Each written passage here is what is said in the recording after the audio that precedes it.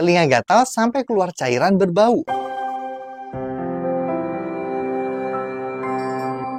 Ini adalah pertanyaan dari Risa.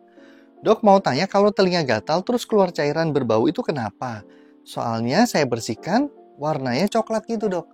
Nah pada kondisi ini memang penting ya untuk dilakukan pemeriksaan secara langsung. Karena ingat di dalam telinga itu memang keluar lendir yaitu yang kita sebut dengan serumen. Itu adalah kelenjar yang memang diproduksi oleh telinga.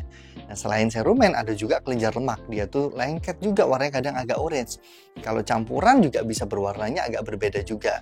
Nah, pada kondisi ini kalau misalkan berbau dan gatal, biasanya ada masalah.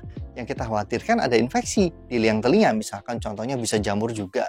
Bisa bahkan sampai infeksi di balik gendang telinga yang asalnya dari balik gendang telinga yang menyebabkan gendang telinga berlubang. Sehingga sampai keluar cairan di dalam telinga.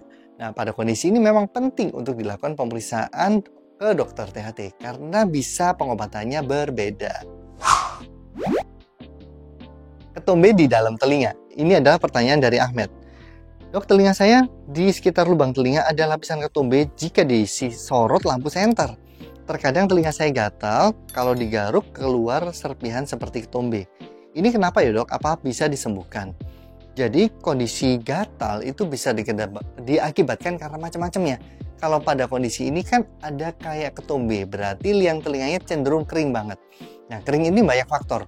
Memang karena kebiasaan dikorek telinga akhirnya kering, nah ini bisa menyebabkan gatal dan iritasi. Ada juga yang memang bawaannya liang telinganya kering.